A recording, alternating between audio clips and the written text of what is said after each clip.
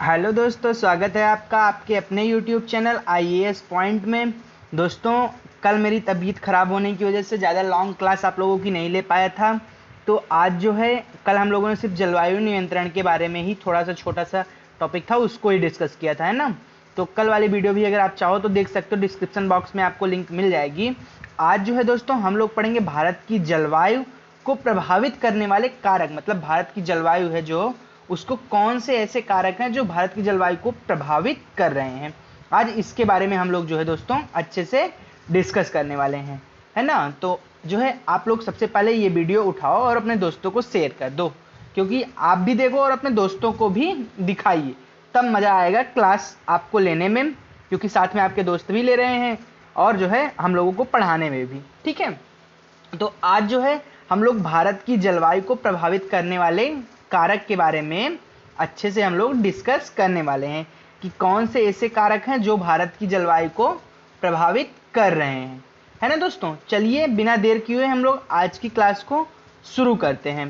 तो आज जो है हम लोग देखते हैं यहाँ पे भारत की जलवायु को प्रभावित करने वाले कारक।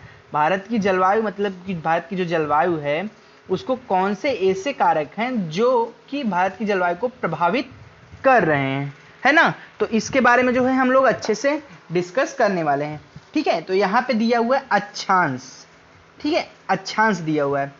कर्क वृत्त देश के मध्य भाग, पश्चिम में कच्छ के रन से लेकर पूर्व में मिजोरम से होकर गुजरती है। मतलब कर्क वृत्त जो है देश के मध्य भाग, मतलब पश्चिम में जो है कच्छ और पूर्व में मिजोरम से होकर जो है गुजरती है।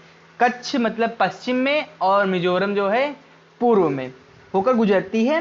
देश का लगभग आधा भाग कर्क वृत्त के दक्षिण में स्थित, मतलब देश का जो आधा भाग है वो कहाँ पे स्थित है, तो वो कर्क वृत्त के दक्षिण में स्थित है, ठीक है। याद रखिए, देश का जो आधा भाग है वो कर्क वृत्त के दक्षिण में स्थित है।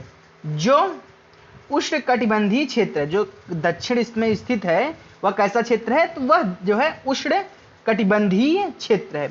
जो कर्क वृत्त में स्थित है, जो मतलब कर्क वृत्त जो है, कर्क वृत्त के दक्षिण में जो आधा भाग देश का स्थित है वो जो क्या है, उष्ण कटिबंधीय क्षेत्र है ना। अब दिया हुआ है कर्क वृत्त के उत्तर में स्थित शेष भाग उपोष्ण कटिबंधीय, जो मतलब उत्तर दिशा में, जैसे कि दक्षिण मान लो तो इधर वाला भाग जो है उष्ण कटिबंधीय है और इधर उत्तर वाला भाग जो है वो उपोष्ण कटिबंधीय है। देखिए यहाँ पे दिया उष्ण कटिबंधीय दक्षिण वाला भाग और उत्तर में स्थित वाला शेष भाग जो है उपोष्ण कटिबंधीय, ठीक है। ये याद रखिएगा, ये पॉइंट इंपॉर्टेंट है, परीक्षाओं से प्रश्न बनेंगे ऐसे, है ना। अब दिया हुआ है यहाँ पे, इसलिए भारत की जलवायु, मतलब इसलिए जो है भारत की जलवायु में उष्ण कटिबंधीय जलवायु एवं उपोष्ण कटिबंधीय जलवायु दोनों की विशेषताएं जो हैं उपस्थित हैं। मतलब भारत की जो जलवायु है वो उष्ण कटिबंधीय और उपोष्ण कटिबंधीय जलवायु दोनों की विशेषताएं जो हैं वो उपस्थित हैं, ठीक है दोस्तों। तो ये चीज आप याद रखिएगा। अब चलिए आगे देखते हैं, यहाँ पे दिया हुआ है ऊंचाई के बारे में। किसके बारे में दिया हुआ है, ऊंचाई के बारे में दिया हुआ है। तो देखिए, भारत के उत्तर में हिमालय पर्वत स्थित है, जो कि मैंने आपको बहुत पहले ही ये चीज़ मैं बता चुका हूँ कि भारत के उत्तर में हिमालय पर्वत जो है वो स्थित है, ये तो बहुत पहले ही बता चुके हैं। इसकी औसत ऊंचाई लगभग 6000 मीटर है। हिमालय पर्वत की जो औसत ऊंचाई है लगभग 6000 मीटर है, ये भी बताया हूँ मैं। लेकिन माउंट एवरेस्ट जो है 8848 है, याद रखिएगा। भारत का तटीय क्षेत्र भी विशाल है, मतलब भारत का जो तटीय क्षेत्र है कि अरब सागर, बंगाल की खाड़ी, मतलब सब कुछ बताया तो हो यार, आप लोग पढ़े तो हो ये सब चीज़ें ना, डिस्क्रिप्शन में देख के जाके देखो। ये चीज़ मैं तुमको बता चुका हूँ चैप्टर आगे, पिछले चैप्टर में ही मैं ये सब चीज़ें आपको बता चुका हूँ, ठीक है। जहाँ अधिकतम ऊंचाई लगभग 30 मीटर है, मतलब जो कि तटीय क्षेत्र है, मतलब कि जहाँ 6000 मीटर जो है उसकी औसत ऊंचाई हिमालय पर्वत की। भारत का तटीय क्षेत्र भी जो है वह लगभग कितना है, तो भारत का तटीय क्षेत्र जो है वह विशाल है, मतलब भारत का तटीय क्षेत्र जो काफी विशाल हुआ है, जहां अधिकतम ऊंचाई लगभग 30 मीटर है। अब देखते हैं यहाँ पे दिया हुआ है हिमालय। हिमालय मध्य एशिया से आने वाली ठंडी हवाओं को भारतीय उपमहाद्वीप में प्रवेश होने से रोकता है। मतलब कि जो हिमालय मध्य एशिया से आने वाली ठंडी हवाएं हैं जो, वो क्या करता है, हिमालय पर्वत उसको रोक लेता है। मतलब कि ये अगर इस साइड में अगर ठंडी हवाएं इधर से आ रही हैं मध्य एशिया से, तो इधर आने से ये क्या होता है, हिमालय पर्वत, ये बीच वाला जो भाग है, ये हिमालय पर्वत इसको रोक देता है। ठीक है, तो अब देखिए यहाँ पे दिया हुआ है कि प्रवेश करने से रोकता है। इन्हीं, अब देखते हैं इन्हीं के आगे क्या है। इन्हीं, देखिए, इन्हीं पर्वतों के कारण इस क्षेत्र में मध्य एशिया की तुलना में ठंड कम होती है। मतलब मध्य एशिया की तुलना में जो है इस क्षेत्रों में इन पर्वतों के कारण, क्योंकि हवाएं जो आती हैं वो रोक लेता है, तो इसी वजह से जो है मध्य एशिया में ठंड कम होती है।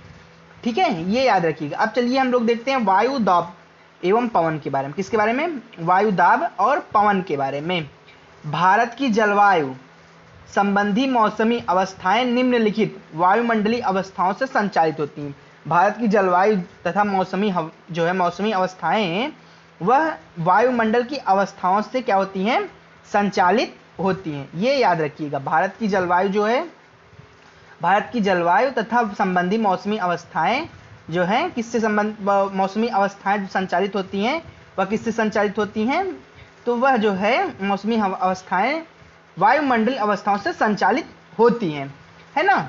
अब देखिए यहाँ पे दिया हुआ पॉइंट हमको, ये पहला पॉइंट है जो है वायु दाब एवं धरातली पवनें। क्या है? वायु दाब और धरातली पवनें। दूसरा पॉइंट क्या है? ऊपरी वायु परिसंचरण। क्या है? ऊपरी वायु और परिसंचरण। और तीसरा पॉइंट क्या है? पश्चिमी चक्रवाती विक्षोभ एवं उष्णकटिबंधीय चक्रवात। मतलब कि पश्चिमी चक्रवाती विक्षोभ एवं उष्णकटिबंधीय चक्रवात।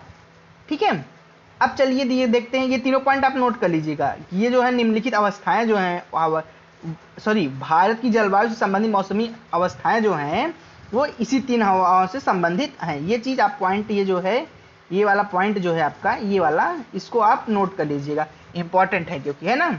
अब चलिए आगे देखते हैं हम। भारत उत्तर पूर्वी व्यापारिक पवनों वाले क्षेत्र में स्थित है। मतलब कि भारत जो है उत्तर पूर्वी व्यापारिक पवनों वाले क्षेत्र में स्थित है। ये पवनें उत्तरी गोलार्ध के उपोष्ण कटिबंधीय उच्च दाब पट्टियों से उत्पन्न होती है, जो कि मतलब कि भारत की जो है उत्तर पूर्वी व्यापारिक हवाएं वाले क्षेत्र में स्थित है। ये याद रखिएगा, भारत जो है उत्तर पूर्वी व्यापारिक पवनों वाले क्षेत्र में वो जो है भारत स्थित है। और ये पवनें जो हैं उत्तरी गोलार्ध के उपोष्ण कटिबंधीय उच्च दाब पट्टियों में उत्पन्न होती हैं। जो ये हवाएं हैं, जो कि उत्तरी व्यापारिक हवाएं जो हैं उत्तर पूर्वी की, ये हवाएं उत्तरी गोलार्ध के उपोष्ण कटिबंधीय उच्च दाब पट्टियों से उत्पन्न होती। किससे उत्पन्न होती हैं? तो वो जो है उपोष्ण कटिबंधीय उच्च वायुदाब वाली पट्टियों से उत्पन्न होती हैं। ठीक है दोस्तों, तो ये याद रखिएगा आप लोग कि ये हवाएं जो हैं वो किससे उत्पन्न होती हैं? तो ये हवाएं जो हैं उत्पन्न होती हैं उपोष्ण कटिबंधीय उच्च दाब पट्टियों से। ठीक है, ये दक्षिण की ओर बहती हैं। ये हवाएं जो हैं वो किसकी ओर बहती हैं? तो ये हवाएं जो हैं दक्षिण की ओर बहती हैं। और कोरियालिस बल के कारण दाहिनी ओर विक्षेपित होकर जो कोरियालिस बल के कारण जो है दाहिनी ओर विक्षेपित होकर जो है विषुवतीय निम्न दाब वाले क्षेत्र की ओर बहती हैं। ठीक है, ये याद रखिएगा आप लोग। अब यहाँ पे दिया हुआ है सामान्यतः इन पवनों में नमी की मात्रा बहुत कम होती है। जो ये पवनें हैं इसमें नमी की मात्रा जो है वो बहुत कम होती हैं। कौन सी पवनें जो है, जो हवाएं आती हैं, मतलब व्यापारिक हवाएं जो होती है उत्तर पूर्वी की, इसमें जो है क्या होता है कि इसमें नमी की मात्रा बहुत कम होती है, क्योंकि ये स्थलीय भागों पर उत्पन्न होती है। ये हवाएं जो हैं कहाँ उत्पन्न होती हैं? ये हवाएं जो है स्थलीय भागों पर उत्पन्न होती हैं। ठीक है, ये याद रखिए, ये हवाएं जो है स्थलीय भागों पर उत्पन्न होती हैं एवं बहती हैं।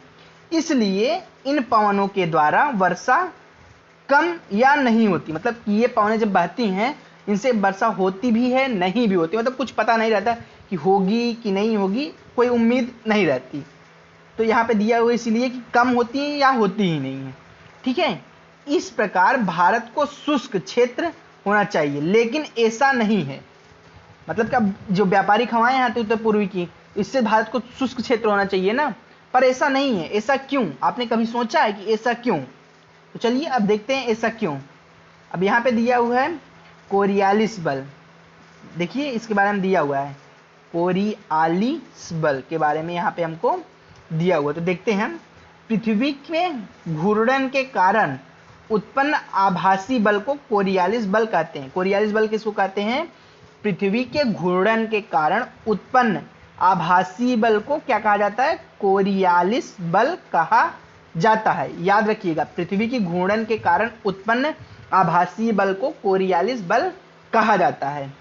इस बल के कारण, मतलब कोरियालिस बल के कारण पवनें जो है उत्तरी गोलार्ध के दाहिनी ओर तथा दक्षिणी गोलार्ध के बाईं ओर विक्षेपित हो जाती हैं। कोरियालिस बल जो है, इस बल के कारण उत्तरी गोलार्ध में दाहिनी ओर और दक्षिणी गोलार्ध में बाईं ओर जो है ये विक्षेपित हो जाती हैं। इसे फेरेल का नियम भी कहा जाता है। याद रखिएगा, यहाँ पे एक बहुत अच्छा प्रश्न आपको मिल गया है, फेरेल का नियम किसे कहा जाता है? फेरेल का नियम अगर प्रश्न पूछ लिया, फेरेल के नियम समझ, कोरियालिस बल को ही फेरेल का नियम कहा जाता है। याद रखिएगा, कोरियालिस बल को ही फेरेल का नियम कहा जाता है। ठीक है, ये चीज आप बहुत अच्छी तरह से याद कर लीजिएगा। फेरेल का नियम जो है, कोरियालिस बल को ही फेरेल का नियम कहा जाता है। याद रखिएगा दोस्तों, बहुत इंपॉर्टेंट प्रश्न है ये। ठीक है, अब देखते हैं आगे हम लोग। भारत की वायु दाब एवं पवन तंत्र अद्वितीय है। मतलब भारत की वायु दाब और पवन तंत्र जो है वह क्या है? वह अद्वितीय है। शीत ऋतु में हिमालय के उत्तर में उच्च दाब होता है और इस क्षेत्र को मतलब ठंडी शुष्क हवाएं दक्षिण के में दाब वाले महासागरीय क्षेत्र के ऊपर क्या होता है? बहती हैं। मतलब भारत की जो वायु दाब है इस पवन तंत्र के अद्वितीय है और शीत ऋतु में जो है हिमालय के उच्च दाब होता है और इस क्षेत्र को, जो क्षेत्र की शुष्क हवाएं दक्षिण में जो है, दक्षिण में निम्न वायुदाब के महासागरी के ऊपर क्या है? वो बहती हैं। ठीक है, याद रखिएगा। अब यहाँ पे दिया हुआ है, ग्रीष्म ऋतु में आंतरिक एशिया एवं पूर्वी उत्तर पूर्वी भारत की ओर, भारत के ऊपर निम्न दाब के क्षेत्र उत्पन्न हो जाते हैं, इसके कारण गर्मी के दिनों में वायु की दिशा पूरी तरह से परिवर्तित हो जाती है। ठीक है, किसके कारण जो है? अब देखिए यहाँ पे दिया है ना, ग्रीष्म ऋतु में आंतरिक जो है, ग्रीष्म ऋतु में आंतरिक एशिया एवं पूर्वी भारत में, भारत के ऊपर निम्न दाब के कारण क्षेत्र उत्पन्न हो जाते हैं। इसके कारण जो है गर्मी के दिनों में वायु की दिशा पूरी तरह से क्या होती है? वायु की दिशा जो है परिवर्तित हो जाती है। ठीक है, वायु की दिशा जो है पूरी तरह परिवर्तित हो जाती है।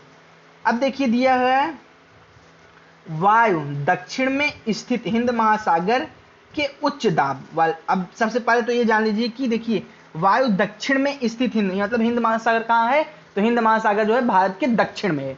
यहाँ से एक प्रश्न आपका बन गया ना आसानी से, हिंद महासागर कहाँ है? तो हिंद महासागर भारत के दक्षिण में है। उच्च दाब वाले क्षेत्र से पूर्वी दिशा की में बहते हुए जो है विषुवत क्षेत्र को पार कर दाहिनी ओर मुड़ते हुए भारतीय उपमहाद्वीप में स्थित निम्न दाब की ओर बहने लगती हैं। ठीक है, तो यहां तक आप समझ गए।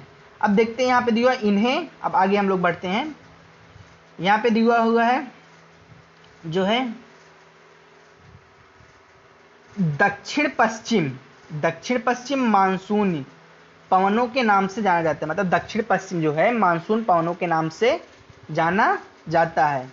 ये पवनें कोस्ट महासागरों के ऊपर बहती हैं। जो ये पवनें हैं वो कहाँ बहती हैं? तो वो कोस्ट महासागरों के ऊपर बहती हैं, नमी ग्रहण करती हैं तथा भारत की मुख्य भूमि पर वर्षा करती हैं। मतलब कि जो दक्षिण पश्चिम मानसूनी पवनों के नाम से जाना जाता है जो है, वो ये पवनें कोस्ट महासागर के ऊपर से बहती हैं और नमी ग्रहण करती हैं। ठीक है, और जो है नमी ग्रहण करती हैं तथा भारत की मुख्य भूमि पर वर्षा करती हैं। भारत की मुख्य भूमि पर कौन सी वर्षा करती है? दक्षिण पश्चिम मानसूनी पवनें वर्षा करती हैं। ठीक है, अब यहाँ पे दिया हुआ है इस प्रदेश, मतलब इस प्रदेश में देखिए जलवायु चैप्टर जो मैं आपको पढ़ा रहा हूँ ना, ये बहुत इंपॉर्टेंट चैप्टर है। इससे जो है जलवायु मतलब कि हवाएं पवनें, इससे प्रीलियम्स में बहुत ही प्रश्न बनते हैं आपके। ठीक है, ये याद रखिएगा, प्रीलियम्स में आपको इससे बहुत सारे प्रश्न आपको मिल जाएंगे, तो मिस ना कीजिए। इस प्रदेश में ऊपरी वायु परिसंचरण पश्चिमी प्रवाह के प्रभाव में रहता है और इस प्रवाह का मुख्य घटक जेट धाराएं हैं। ठीक है, जो जेट धाराएं हैं, अब जेट धारा सोच रहे हो जेट धाराएं क्या हैं, मतलब जेट धाराओं के बारे में जानना चाहते हो। चलिए यहाँ पे जेट धाराओं के बारे में दिया हुआ है, तो हम लोग जेट धाराओं के बारे में जान लेते हैं, क्योंकि जेट धाराओं से भी प्रश्न आपके बन जाएंगे ना, तो जेट धाराओं के बारे में जानना बहुत जरूरी है। जेट धाराएं लगभग 27 अंश से 30 अंश उत्तर अक्षांश के बीच होती है, मतलब कि 27 अंश से लेकर 30 अंश, मतलब 29, 28 इसके बीच में ही जो है स्थित होती हैं, अंश उत्तरी अक्षांश में। ये भी याद रखिए, उत्तरी अक्षांश में जो है, इसलिए इन्हें उपोष्ण कटिबंधीय पश्चिमी जेट धाराएं कहा जाता है। क्या कहा जाता है? उपोष्ण कटिबंधीय पश्चिमी जेट धाराएं कहा जाता है। ठीक है, ये याद रखिएगा आप लोग। भारत में ये जेट धाराएं ग्रीष्म ऋतु को छोड़कर पूरे हिमालय, मतलब जेट धाराएं जो हैं वो क्या हैं, भारत में ये जेट धाराएं ग्रीष्म ऋतु को छोड़कर पूरे हिमालय के दक्षिण में प्रवाहित होती हैं। ठीक है, तो अभी यहाँ पे एक पॉइंट हमको दिया हुआ है, तो इसको पहले हम लोग देख लेते हैं, जेट धाराओं के बारे में दिया हुआ है। ठीक है, पहले इसको हम लोग जो है देख लेते हैं। तो देखते हैं कि जेट धारा ये जो है एक संकरी पट्टी में स्थित क्षोभ मंडल में अत्यधिक ऊंचाई 12,000 मीटर से अधिक, क्षोभ मंडल में जो है अत्यधिक ऊंचाई 12,000 मीटर से अधिक वाली पश्चिमी हवाएं होती, जो जेट धाराएं होती हैं, यह जो है क्षोभ मंडल में, मतलब क्षोभ मंडल में अत्यधिक ऊंचाई, मतलब जो ऊंचाई है वह 12,000 मीटर ही है, अत्यधिक ऊंचाई वाली पश्चिमी हवाएं होती हैं। ठीक है, इसकी गति 110 किमी प्रति घंटा एवं सर्दी में जो है, सर्दी में 184 किमी प्रति घंटा हो जाती है। मतलब गर्मी में जो है 110 किमी प्रति घंटा की रफ्तार से बढ़ती है और सर्दियों में 184 किमी प्रति घंटा की रफ्तार से बहने लगती है। ठीक है, बहुत सी अलग अलग जेट धाराओं की पहचाना जाता है, मतलब बहुत सी अलग अलग जेट धाराओं को पहचाना गया है। इसमें से सबसे स्थिर मध्य अक्षांशी एवं उपोष्ण कटिबंधीय जेट धारा है। सबसे मतलब स्थिर जो जेट धारा है वह अक्षांशी एवं उपोष्ण कटिबंधीय जेट धारा है। ठीक है, ये याद रखिएगा। अब चलिए देखते हैं हम लोग आगे। तो यहाँ पे हम लोग थे कि जो है यहाँ पे है इस पश्चिमी प्रवाह के द्वारा देश के उत्तर एवं उत्तर पश्चिमी भाग में पश्चिम चक्रवाती विक्षोभ आते हैं। पश्चिम चक्रवाती विक्षोभ कब आते हैं? इस पवन प्रवाह के द्वारा जो है देश के उत्तर और पश्चिम भाग में जो है पश्चिमी चक्रवाती विक्षोभ आते हैं। पश्चिमी चक्रवाती विक्षोभ जो है इसी के कारण आते हैं, तो ये याद रखिएगा आप लोग। गर्मियों में सूर्य की आभासी गति के साथ ही उपोष्ण कटिबंधीय पश्चिमी जेट धारा हिमालय के उत्तर में चली जाती है। मतलब गर्मियों में जो है सूर्य की आभासी गति के साथ ही उपोष्ण कटिबंधीय पश्चिमी जेट धारा हिमालय के उत्तर में चली जाती है। ठीक है, एक जेट धारा जिसे उपोष्ण कटिबंधीय पूर्वी जेट धारा कहा जाता है, मतलब कि एक जेट धारा जिसे उपोष्ण कटिबंधीय पूर्वी जेट धारा कहा जाता है, गर्मी के महीने में प्रायद्वीपीय भारत के लगभग 14 डिग्री उत्तरी अक्षांश पे होता है। ये जो जेट धारा है उपोष्ण कटिबंधीय पूर्वी जेट धारा, यह जो है गर्मी के महीनों में भारत के लगभग 14 डिग्री मतलब कि 14 अंश उत्तरी अक्षांश में प्रवाहित होती है। ठीक है, अब देखते हैं यहाँ पे पश्चिमी विक्षोभ के बारे में हमको दिया हुआ है। पश्चिमी चक्रवाती विक्षोभ ऊपर आया था नाम ना, पश्चिमी चक्रवाती विक्षोभ के बारे में, तो देख लेते हैं पश्चिमी चक्रवाती विक्षोभ क्या है। सर्दी के महीनों में उत्पन्न होने वाली पश्चिमी चक्रवाती विक्षोभ महासागरीय क्षेत्र से आने वाली पश्चिमी प्रवाह के कारण होता है। जो सर्दी के महीनों में उत्पन्न होने वाली पश्चिमी चक्रवाती विक्षोभ जो है महासागरीय क्षेत्र में आने वाली पश्चिमी प्रवाह के कारण होता है। ठीक है, वे प्रवाह भारत के उत्तर एवं उत्तर पश्चिमी क्षेत्रों को प्रवाहित करती है। ये जो प्रवाह हैं वह भारत के उत्तर पश्चिम और पश्चिमी क्षेत्र को प्रवाहित करते हैं।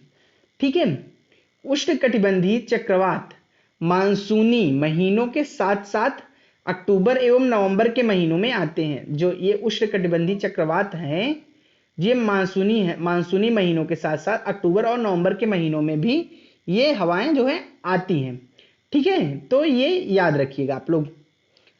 ये पूर्वी प्रवाह के एक भाग होते हैं, मतलब कि ये जो है पूर्वी प्रवाह के एक भाग होते हैं एवं देश के तटीय क्षेत्रों को प्रभावित करते हैं। ये पूर्वी प्रवाह के एक भाग होते हैं और जो है ये देश के एक तटीय क्षेत्र को क्या करते हैं, तटीय क्षेत्र को ये प्रभावित करते हैं।